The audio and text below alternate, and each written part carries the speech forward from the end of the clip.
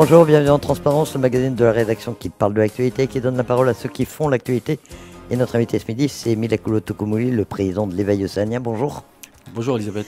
Merci d'avoir accepté notre invitation. Et le moins que l'on puisse dire, c'est que vous faites l'actualité avec votre proposition de loi du pays sur la réforme du financement du ROAM. On ne parle que de ça, vous l'avez remarqué. Vous avez le soutien d'une partie des indépendantistes et du conseil d'administration de la CAFAT qui s'est prononcé en faveur du texte à une courte majorité, on y reviendra. Et en revanche, vous avez réussi à mécontenter beaucoup de gens, notamment les organisations patronales, les chambres consulaires, les patentés, les artisans, les loyalistes et l'avenir en confiance. On y reviendra également. Un texte qui fait donc beaucoup parler et nous allons vous demander de nous le présenter pour qu'on sache un peu mieux de quoi il s'agit. Et d'abord, pourquoi est-ce que vous avez décidé de proposer cette réforme du financement du ROAM? Qu'est-ce qui vous a pris? Déjà, Elisabeth, merci de m'inviter sur votre plateau. Pas eu beaucoup la chance de pouvoir m'exprimer et d'expliquer en long, en large et en travers ce que c'est que cette réforme. Je suis heureux de placer ce débat-là dans l'espace public. Le sauvetage du RUAM, qui est le régime d'assurance maladie de la majorité des Calédoniens, et qui est une plaie maintenant dans notre paysage. Le déficit, il est de combien à peu près? Parce qu'il y a beaucoup de chiffres qui circulent, 10, 12, 14 milliards, c'est quoi? On va y revenir, on va y revenir. Donc, pourquoi on s'est intéressé à ça? Déjà, nous, on est élus depuis 2019, et je pense que vous vous rappelez, à l'époque, vers le mois de novembre-décembre, on entend déjà les premiers chiffres qui consistent à dire que le déficit structurel annuel du RUAM, c'est 14 milliards, donc il manque dans les caisses 14 milliards tous les ans, et que le déficit accumulé au 31 décembre 2019 est de l'ordre de trentaine de milliards. Et donc, moi je viens d'arriver, je ne comprends pas très bien à l'époque ce que cela implique et ce que cela signifie. Et c'est parce que je suis nommé administrateur dans différents conseils d'administration, notamment et en particulier celui du CHT, que je vais comprendre en fait que cette dette cumulée qui s'est accumulée de 30 milliards, elle va peser énormément sur l'hôpital public. C'est quoi? Ça veut dire que le CHT, en particulier, n'arrive pas à payer ses factures d'énergie. Elle doit 600 millions à Enercal. Ça veut dire que le CHT n'arrive pas à payer tous ses prestataires, notamment les prestataires qui fournissent des médicaments. Là, vous imaginez, Elisabeth, si vous allez à l'hôpital, vous êtes hospitalisé, il n'y a plus de lumière, donc il n'y a plus aucun appareil qui marche. On ne sait pas si on va vous donner à manger, on ne sait pas si on va vous donner des médicaments. On n'en est pas là, pour l'instant on a toujours quand même réussi, le CHT a réussi à honorer ses... On essaye, mais... à payer ses salariés. Et justement, c'est que je suis administrateur, et à chaque conseil d'administration, on consacre une grande partie à discuter de savoir comment on arrivera à payer les salaires, comment on arrive à payer les fournisseurs. Et aujourd'hui, ce sont les Enercal et les prestataires qui jouent le rôle de banquier pour l'hôpital public. Donc ça, je tiens à le dire d'abord, c'est la première chose. Parce que le RUAM, il paye à la fois les professions libérales et l'hôpital public, et que c'est toujours l'hôpital public qui est payé en dernier. Une chose. Donc c'est pour ça qu'on s'est intéressé au fait à dire, bon, il faut prendre le taureau par les cornes et faire une proposition pour essayer de sauver le RUAM. Alors, faire peut-être un rappel historique pour que tout le monde comprenne bien comment cela se passe. Donc le RUAM est créé en 2002, et c'est le gouvernement Lec qui va l'instaurer avec Jacques Lafleur. Pourquoi? Parce qu'avant 2002, les fonctionnaires ont leur caisse d'assurance maladie, les salariés et les contractuels ont leur caisse d'assurance maladie, et puis les travailleurs indépendants, soit ils cotisaient à une caisse qui était le GIPL à l'époque, qui était l'ancêtre d'une certaine mutuelle qui est encore sur la place aujourd'hui, soit ils utilisaient l'affiliation de leur conjoint, de leur conjointe, ou soit ils ne cotisaient pas. Donc cette réforme de 2002, vous vous en souvenez probablement, Madame Noire, c'est que ça va déclencher une remontée de tout l'ensemble des travailleurs indépendants oui, qui, eux, ne souhaitent pas... contestation à l'époque. Contestation qui ne souhaitent pas intégrer le RUAM. Forcément, oui.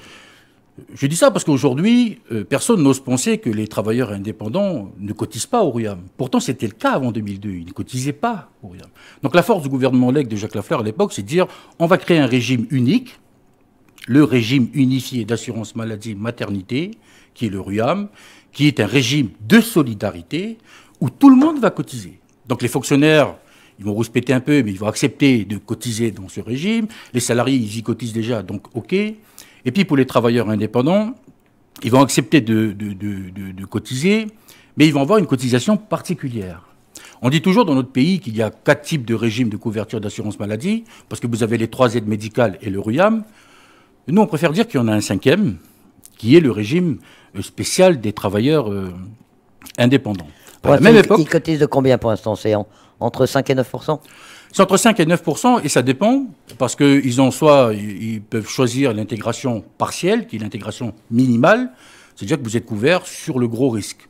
Chirurgie, hospitalisation, évasane, etc. Ça, c'est la couverture minimale. Après, vous pouvez aller plus loin, avec une intégration complète, c'est-à-dire que vous allez être couvert sur le petit risque. C'est-à-dire que vous allez chez le Toubib à 4 000 balles, ben, vous êtes remboursé.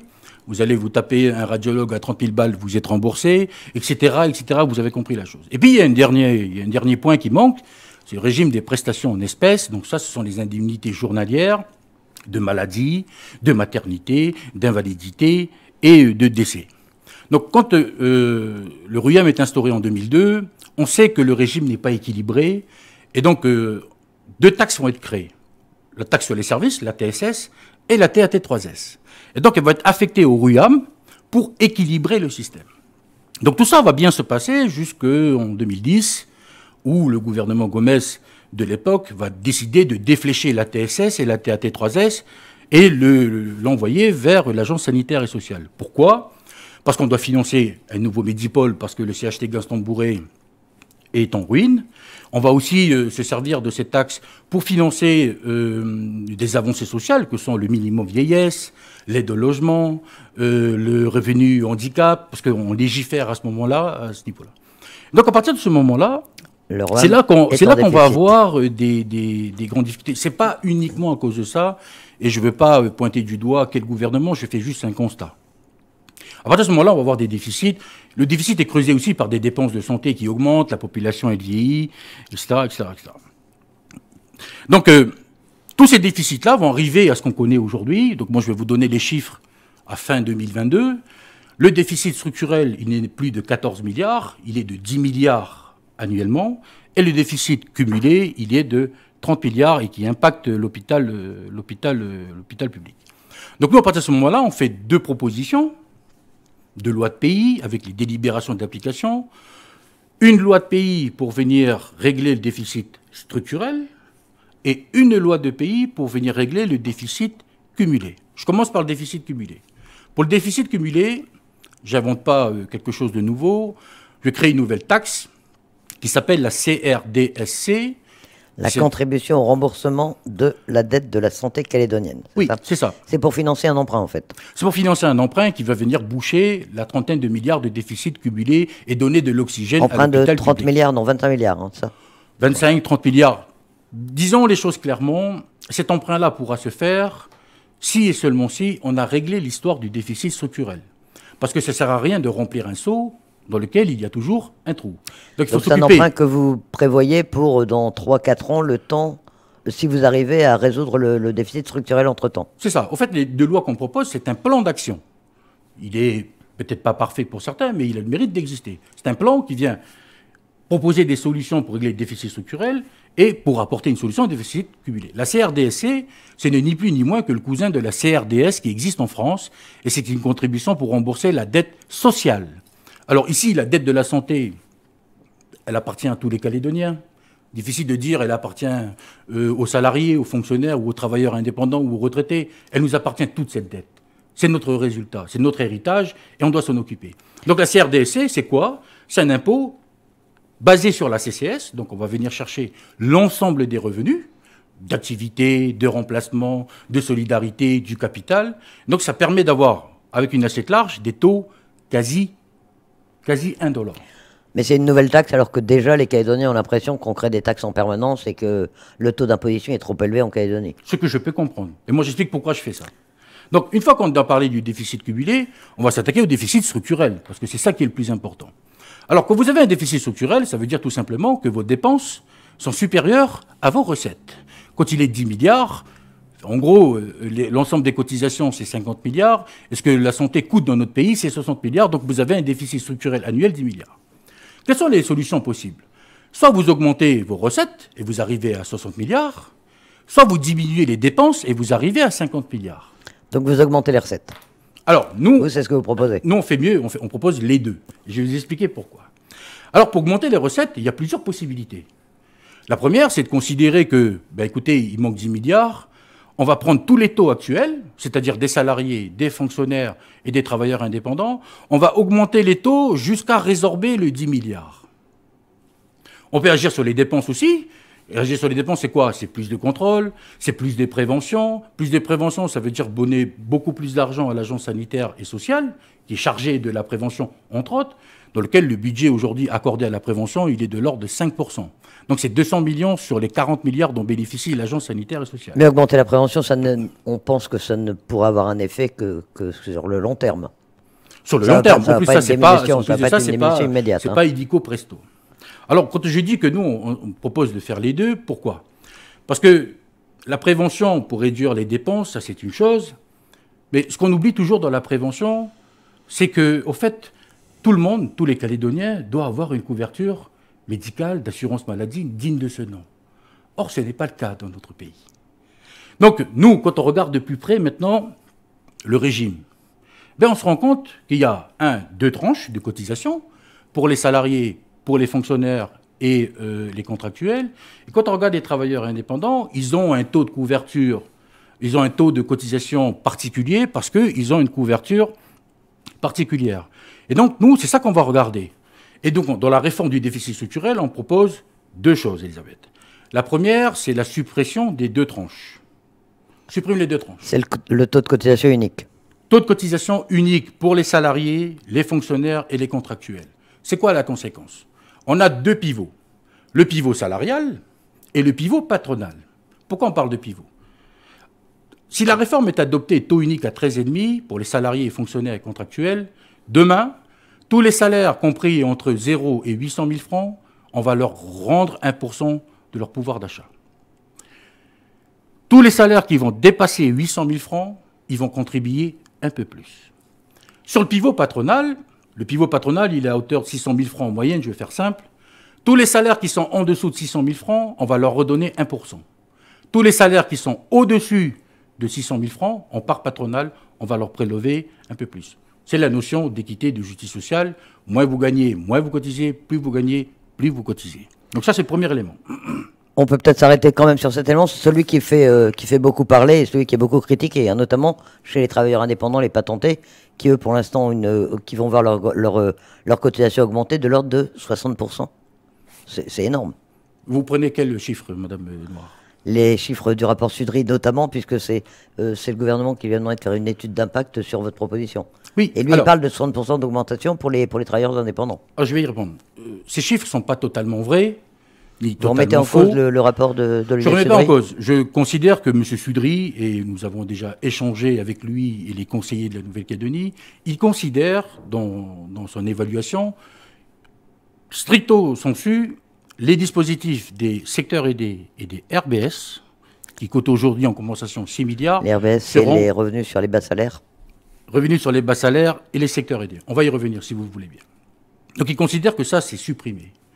Alors, en effet, dans le texte que nous avons proposé, on propose de les supprimer pour contraindre l'ensemble des partenaires, et surtout les élus, de travailler sur ces dispositifs-là d'RBS des secteurs aidés. RBS, c'est un dispositif qui existe depuis 2001. Secteur aidé, c'est un dispositif qui existe depuis 1992. Ce sont des dispositifs très avantageux et qui n'ont jamais été remis en cause. Et on est incapable aujourd'hui de chiffrer ce que ces dispositifs ont apporté à l'économie d'une manière générale. Bon, on parle tout de suite des RBS ou on parle d'abord du taux unique de cotisation? Parce que sur les RBS, il y a quand même là aussi beaucoup d'inquiétudes, puisque ça aide les agriculteurs, ça aide l'hôtellerie de l'intérieur, ça aide le personnel de maison. Vous supprimez pas, vous adaptez, c'est quoi? Je viens de le dire. On propose de supprimer en décembre 2023, mais pas pour les supprimer, pour se contraindre les uns et les autres à moderniser les dispositifs. Si, arrivé au 31 décembre 2023, nous n'avons pas trouvé de consensus sur la modernisation, ces dispositifs seront maintenus tant qu'on n'aura pas fait la modernisation. Parce que pour l'instant, les agriculteurs notamment s'inquiètent beaucoup. Oui, mais je leur ai déjà dit ça. À la Chambre d'agriculture, la FNSEA, tout le monde est au courant. Bon, maintenant, on va aller sur les dispositifs des secteurs aidés et des réductions sur les bas salaires. Parce que dans le RUAM, aujourd'hui, il y a 3 régimes spéciaux, les travailleurs indépendants, les réductions sur les bas salaires et les secteurs aidés. Les secteurs aidés, c'est quoi? Dispositif instauré en 1992, qui consiste à quoi? Ben, vous êtes une entreprise, si vous êtes éligible à un secteur aidé, alors dans ce cas-là, vous êtes exonéré de 75% de la part patronale et de la part salariale. Pour faire simple, ça veut dire quoi? Si Elisabeth, vous, votre radio était éligible à des secteurs aidés, si vous avez une vingtaine de salariés, si votre part patronale coûtait 4 millions, vous ne paierez que 1 million. C'est 25% de ce que vous devez payer. Et les 3 autres millions, et c'est la fiscalité. Et donc avec votre réforme, je paierai combien? Aujourd'hui, on ne sait pas. On propose de supprimer, mais en attendant, on va moderniser le dispositif. Dans les secteurs aidés, il y a qui est dedans? Les agriculteurs, les hôteliers, les gens de maison, et enfin les crèches. C'est ça les 4 secteurs aujourd'hui qui sont éligibles au secteur aidé. Alors, depuis qu'on a déposé le texte, nous, on ne s'est pas arrêté de travailler, on continue de travailler avec les partenaires sociaux. Donc, on a reçu la Chambre d'agriculture et on commence à faire un travail pour dire les secteurs aidés de l'agriculture, qu'est-ce que c'est? Eh bien, figurez-vous que quand on commence à regarder dans la machine, on voit quand même qu'il y a des petits bugs. Exemple, à la Chambre d'agriculture et de la pêche, vous avez 1000 salariés qui sont identifiés. Quand on va à la CAFAT pour dire qui on vient compenser en termes de secteur aidé, la CAFAT nous dit qu'il y en a 3000. Et les 2000, vous ne savez pas où ils sont? Ben, on ne sait pas où ils sont.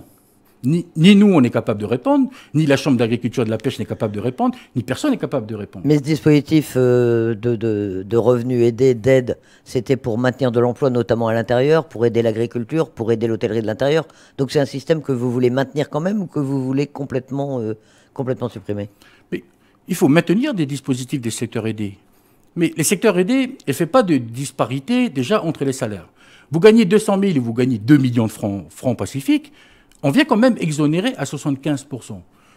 J'ai un peu des doutes quand même, mais ce n'est pas l'objectif d'aider ceux qui n'ont pas besoin d'aide, d'une manière générale. Il faut aider les entreprises, si ça s'appelle un secteur aidé, donc il faut aider. Mais alors vous nous dites qu'il y a une incertitude sur les chiffres, on aide aussi bien ceux qui n'ont pas besoin d'aide que ceux qui en ont besoin. Oui. Ça veut dire quoi? C'est que le système est mal géré, qu'on a laissé les choses aller à volo depuis... C'est dire que le système tel qu'il est aujourd'hui n'est plus adapté. Et donc il faut le réadapter, c'est pour ça que je parle de modernisation.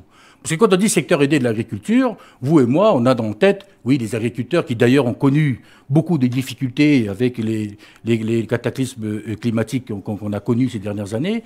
L'objectif, c'est pas de dire, oui, on est contre les agriculteurs, c'est pas ça.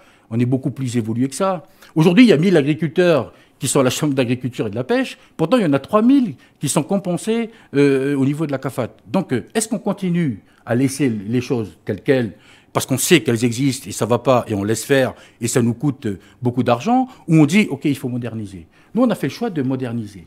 Mais alors, si on vous entend bien, le texte n'est pas voté, il est encore en discussion, etc. Mais avant qu'il soit voté et mis en œuvre, il faut déjà mettre tout le système à plat. Ça va prendre un temps infini, ça, non? Ben, faut commencer à le faire, parce que je rappelle qu'on est en janvier 2023. Mais pendant ce temps, le déficit structurel va continuer, donc. Ben, ça continue. Moi, je vous rappelle, en 2019, je suis arrivé, j'ai entendu déficit structurel 14 milliards et déficit cumulé à 32 milliards. Ça, c'est décembre 2019. On est en janvier 2023, Madame Noire. On va attendre jusqu'à quand? Ben, à un moment donné, Et moi, je suis heureux que le débat s'installe, parce que c'est un débat intéressant. On parle de politique publique, on parle de la couverture d'assurance maladie de l'ensemble des Calédoniens. Et moi, je suis heureux qu'on en parle. Bon, après, je comprends la colère des uns et des autres, mais il faut déjà bien comprendre ce qu'on est en train de faire. Et deux, il y a une proposition qui existe, j'espère que ce ne sera pas la seule.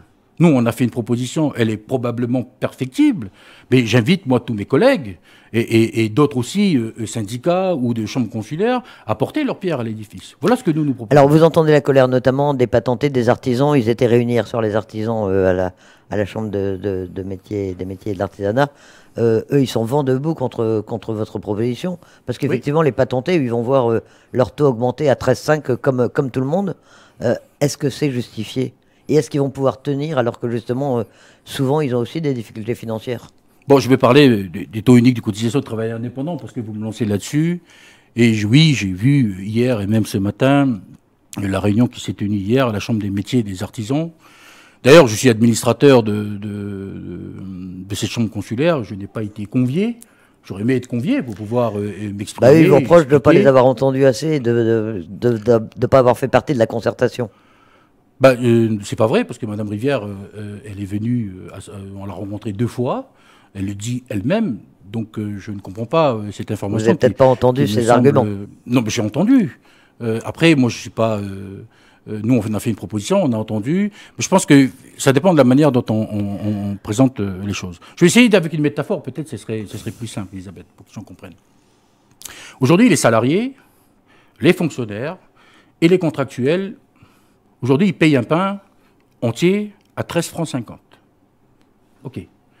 Les travailleurs indépendants, eux, ils vont acheter un pain à 5, 7, 8, 9. C'est même pas un pain entier. C'est même pas un pain entier, Elisabeth.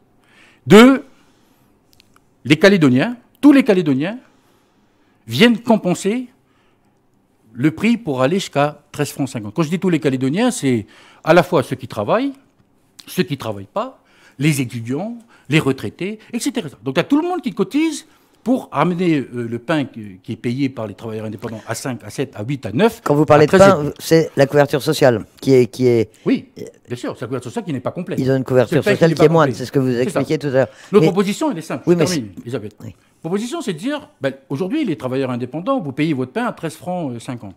1, c'est plus une moitié de pain, etc., c'est un pain entier. 2, le plus important, on va faire contribuer celles et ceux, ces travailleurs indépendants, qui sont même capables de construire ou d'acheter une boulangerie, d'acheter leur pain à 13 francs 50. Eux, là, ils vont payer. Alors, ceux qui n'ont du mal à payer, parce qu'il existe, et je comprends la colère des travailleurs indépendants, des artisans qui n'arrivent pas à joindre les bouts, oui qu'il faudra compenser. Mais en 2023, ce qu'on fait, ce n'est pas 13,5, c'est qu'on aligne l'ensemble des prestations des travailleurs indépendants sur celles des salariés et fonctionnaires contractuels. Qu'est-ce que ça veut dire concrètement, Elisabeth? Vous savez, si vous êtes travailleur indépendant aujourd'hui, dans la législation actuelle, si vous n'êtes pas à jour de vos cotisations, au bout de 30 jours, rupture des prestations. Ça mène souvent à des drames. Et souvent, tout le monde l'oublie. Vous êtes travailleur indépendant, vous n'avez pas été payé, donc vous ne pouvez pas être à jour de votre cotisation, vous perdez votre doigt, votre chirurgie, votre hospitalisation, c'est vous qui allez la payer. Et ça coûte bonbon. Ça, c'est la première chose. Avec la réforme, si elle est votée, il n'y a plus de rupture des droits sur 12 mois. Donc si un travailleur indépendant a du mal à payer sa cotisation, il aura 12 mois pour pouvoir la régulariser. Deuxième chose qui est importante, c'est les prestations en espèces. Parce que, je vous dis, la moitié des travailleurs indépendants, c'est-à-dire sur les 25 000, la moitié, ont qu'une couverture partielle. C'est que le gros risque. Aujourd'hui, demain, si la loi est adoptée, ils vont pouvoir aller chez le Toubib, emmener leurs enfants, parce que c'est tous les affiliés qui seront. Troisième point, le délai de carence. Aujourd'hui, si vous êtes travailleur indépendant et vous êtes à jour de vos cotisations et vous êtes intégration complète avec les prestations en espèces, vos indemnités journalières, elles arrivent au 11e jour. Si la loi est adoptée, il n'y a plus de 11e jour. Vous êtes malade, indemnité journalière. Oui, mais vous savez bien que, quand même, ils ont fait ce choix, les travailleurs indépendants, parce qu'ils ne souhaitaient pas forcément une couverture complète, et puis parce qu'ils ont des dépenses de coûts de santé qui sont en général moins importantes que celles des salariés ou des membres de la fonction publique. Mais vous imaginez... Ils n'ont pas la même manière de gérer leur santé, vous le savez bien. Mais bien sûr. Ça fait partie aussi de leur liberté, d'ailleurs. Si vous êtes travailleur indépendant et que vous êtes que couvert à la partielle, Elisabeth, ça veut dire que quand vous êtes malade et que vous voulez aller voir le Toubib, déjà, quand vous êtes assuré d'aller débourser 4 000 balles et après vous vous faites rembourser, c'est déjà difficile. Alors imaginez que vous n'êtes pas remboursé et que vous allez débourser 4 000 francs. Mais vous le savez bien, ça veut dire que souvent, en fait, même malades, ils continuent à travailler. Je veux dire, ils ont une autre manière de travailler, de gérer leur santé. Oui, mais ils sont moins dépendants de la collectivité que peuvent l'être les autres salariés. S'ils étaient couverts, c'est la liberté de se soigner totalement. Franchement, je trouve ça incroyable. Quatrième point, je rajoute des points sur l'alignement des prestations. Aujourd'hui, si vous êtes un travailleur indépendant et vous êtes une femme, peut-être que ça va vous parler, vous êtes une femme, si vous voulez avoir un enfant, il faut être à jour de cotisation 1 an à l'avance. C'est-à-dire que ça se prépare. Si vous n'êtes pas à jour de cotisation, pas d'indemnité journalière, maternité. Demain, avec la réforme, il n'y a pas de besoin de se préparer 1 an à l'avance. Vous êtes un enfant, ça arrive, vous préparez, etc., vous avez des indemnités. Dernièrement, je termine avec ça, les indemnités journalières des travailleurs indépendants, prestations en espèces. Sur les indemnités journalières, maternité, maladie et invalidité, même sur ces indemnités-là, ils cotisent au RUAM, alors que les salariés ne cotisent pas. Et bien ça, demain, c'est supprimé. Bon, en attendant cette augmentation à 13,5, pour eux, ça semble impossible à gérer. Ils estiment que l'augmentation sera trop forte par rapport à ce qu'ils gagnent, quoi. Ils ne pourront pas assurer. D'où les inquiétudes aussi sur l'emploi. Et là, je vais vous ramener au rapport Sudry, même si vous ne l'aimez pas beaucoup. Il annonce 300 emplois supprimés si cette réforme entre en vigueur. Déjà, je n'ai jamais dit que je n'apprécie pas Olivier Sudry. Non, mais vous contestez un peu ces chiffres. Non, je ne conteste pas. Je dis tout simplement que dans les chiffres qu'il a donnés, et d'ailleurs, vous pouvez demander à ceux qui ont travaillé sur le projet, il considère que les RBS et les secteurs aidés seront totalement supprimés. Je viens de vous expliquer, vous m'avez posé 2 fois la question, je vous ai répondu 2 fois. Et j'ai répondu même aux chambres consulaires. J'ai répondu à tous les élus que l'objectif, ce n'est pas de supprimer, parce que dans le groupe de travail, il n'y a personne qui veut les supprimer. Tout le monde veut dire, et même la présidente du MEDEF l'a dit, dans ces dispositifs-là qui sont très anciens, il faut les moderniser. Donc après, qu'ils ne fassent confiance ou pas confiance, ça c'est une autre histoire. Mais personne ne veut les supprimer. Donc ça c'est la première chose. Donc M. Sudry considère qu'on supprime et donc il fait une estimation avec la suppression, ce qui sera très lourd pour les travailleurs indépendants. Ça je peux comprendre. 2, les travailleurs indépendants, j'ai dit ceux qui ont les moyens payent, qui peuvent payer, payent. Ceux qui n'ont pas les moyens, les travailleurs indépendants, et j'entends la colère des artisans, ben, il faut les aider, il faut les compenser, au même titre que les secteurs aidés, que les réductions sur les bas salaires. Mais qu'est-ce qui compense? La collectivité. C'est la fiscalité, c'est pas la collectivité. Donc ça continue à creuser le déficit structurel. Mais non, parce qu'on compense déjà, Elisabeth, c'est juste qu'on réduit la compensation. Aujourd'hui, la compensation des travailleurs indépendants, elle est 4 milliards. Si dans les travailleurs indépendants, vous dites que ceux qui ont les moyens de payer, payent, et vous continuez à aider ceux qui n'ont pas les moyens, mais ce ne sera pas 4 milliards, ce sera moins. Donc, au lieu de verser 4 milliards, vous en verserez 2, vous en verserez 3, mais vous avez toujours récupéré 1 milliard. C'est toujours ça de gagner, Elisabeth. Pareil pour les réductions sur les bas salaires, pareil pour les secteurs aidés. Réduction RBS, secteur aidé, c'est 6 milliards. Si vous arrivez à faire des économies, parce qu'on prend une décision politique pour dire on soutient que les agriculteurs et pas les autres, et bien dans ce cas-là, on va récupérer un peu d'argent. Donc, c'est une manière de récupérer des économies. Et donc, j'ai entendu ce matin, et même hier à la réunion des artisans, dire oui, mais les travailleurs indépendants, ils coûtent 7 milliards, et nous, on rapporte déjà 6. Donc, en fait, il faudrait nous faire cotiser 1 milliard supplémentaire. Je peux comprendre, mais c'est un raisonnement qui est faux. Parce que le régime d'assurance maladie calédonien, c'est la copie du régime d'assurance maladie français, dans le sens où c'est un régime de solidarité. Parce que de dire ça, on a l'impression qu'on essaie la pente glissante vers le régime néolibéral américain, où chacun cotise en fonction de ce qui coûte à la santé. C'est pas ça, notre système. C'est la solidarité. Et là, vous les faites cotiser de combien en plus, alors les patentés, les travailleurs indépendants? L'ensemble des travailleurs indépendants, avec la réforme que nous on propose, c'est ce que Olivier Sudry dit, c'est nos chiffres aussi, c'est plus 3,5 milliards par rapport à la cotisation d'aujourd'hui. De l'autre côté, ce qu'on met en face, c'est l'alignement des prestations des travailleurs indépendants sur tout le reste. Alors le MEDEF et NCECO sont également opposés à votre projet. Ils disent qu'on va vers un renchérissement du coût du travail avec là aussi des conséquences sur l'emploi et une diminution des emplois en Calédonie. C'est pas un risque que vous faites courir tout de même? Écoutez, ça c'est le discours qu'on entend depuis quand même pas mal de temps, d'autant plus avec la crise Covid. Je ne sais pas si vous étiez à la conférence sur les salaires. Je l'ai suivi, je n'étais pas présente physiquement, mais j'ai suivi. D'accord. Donc il y a l'IOM qui est venu et il y a l'ISEE qui est venu. L'IOM, il dit quoi? Que le climat des affaires n'a jamais été aussi bon. La dernière fois on a eu ce climat d'affaires, c'était 2015. L'ISEE dit quoi sur le taux d'employabilité des salariés? Le niveau des salariés à la CAFAT n'a jamais été aussi élevé. Donc, je peux comprendre que pour certains, et je ne dis pas que ce n'est pas le cas, il ne faut pas non plus amplifier le catastrophisme. Le climat des affaires est bon, c'est ce que l'IOM dit, à moins qu'on contredise l'IOM.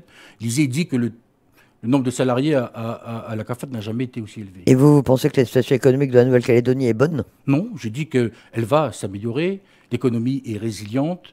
Je tords le cou à ceux qui vont me faire croire que je n'ai qu'un seul but, c'est d'essayer de tuer l'économie calédonienne, tuer les travailleurs indépendants, tuer les artisans. Les propositions qu'on a faites, je vous ai expliqué, je le redis aujourd'hui, on apporte une solution pour le sauvetage du RUAM, qui est le régime, la couverture d'assurance maladie de tous les Calédoniens.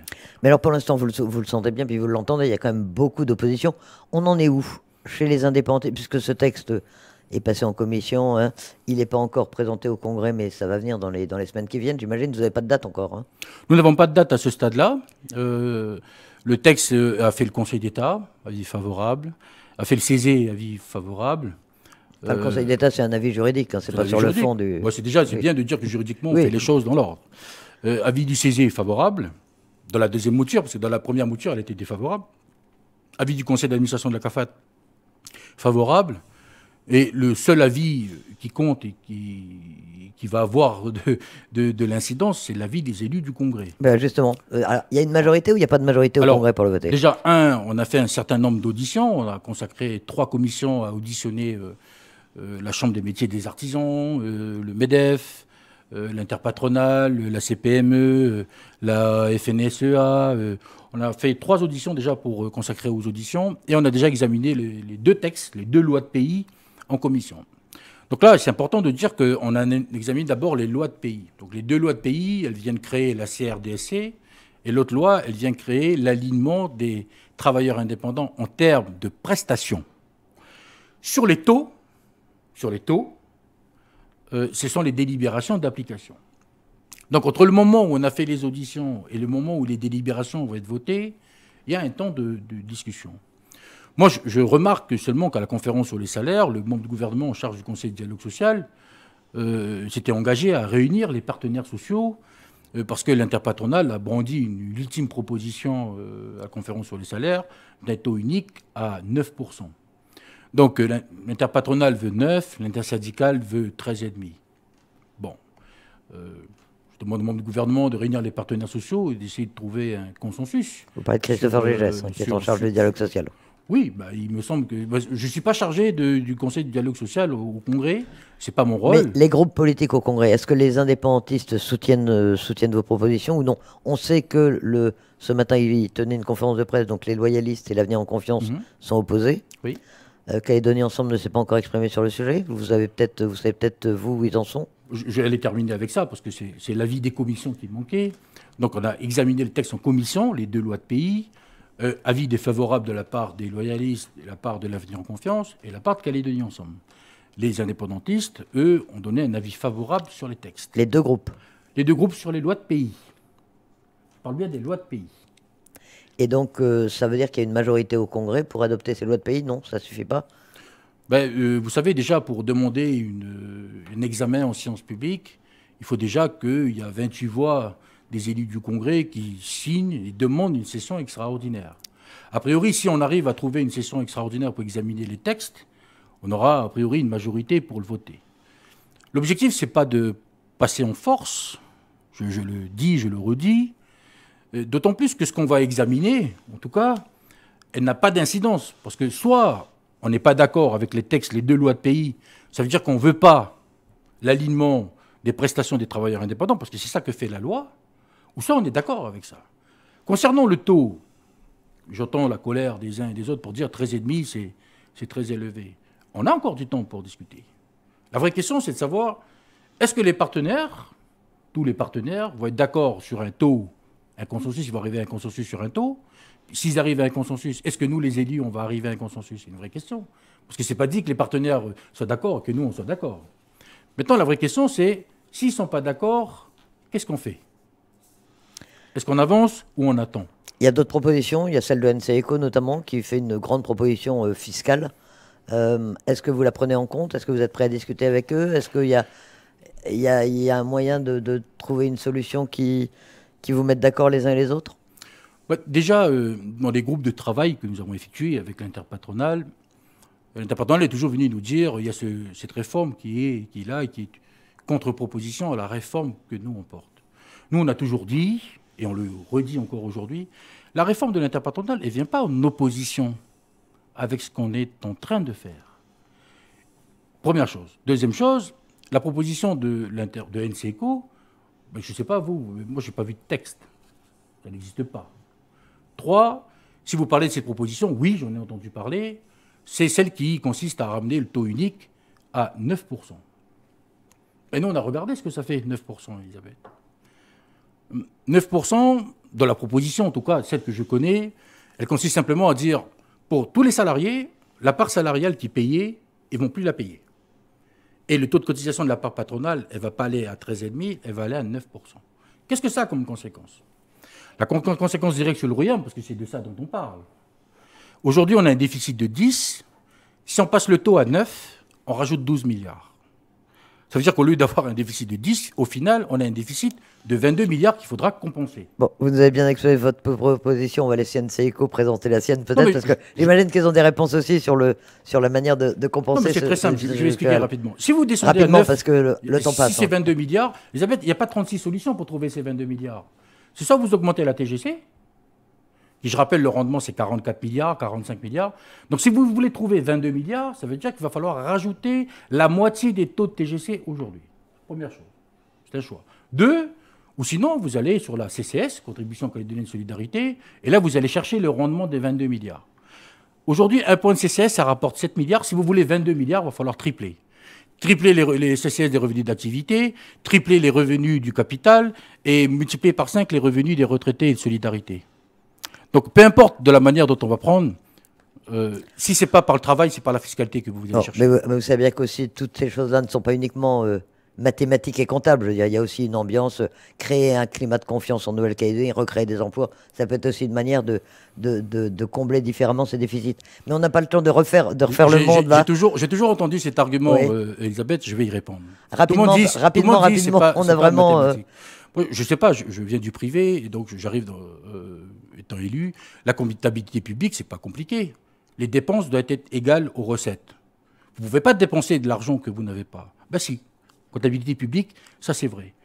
Eh bien, excusez-moi, hein, mais vous n'allez pas, vous, à Carrefour, dépenser de l'argent que vous n'avez pas. Et ça, c'est pas économique, ça c'est mathématique. Il faut faire des égales entre ce que vous avez comme argent, ce que vous pouvez dépenser. Je vous ai dit, ce n'est pas seulement mathématique. C'est pas seulement mathématique. On est bien d'accord. Il y a aussi un climat des affaires, un climat de confiance qui a des conséquences sur la manière dont... Après 10 milliards de déficit structurel et 30 milliards, ça c'est mathématique et comptable et financier, ça c'est la réalité. Bon, ben on verra quel sera l'avenir de cette proposition dont tout le monde parle beaucoup. Merci en tout cas de nous l'avoir exposé, je crois, assez en détail. J'espère que les auditeurs maintenant ont bien compris de quoi il s'agissait, même s'il y a toujours des oppositions, bien sûr. Ils auront sûrement l'occasion d'y revenir. Merci en tout cas, Milakolo Tokomoli. Merci Elisabeth de m'avoir invité.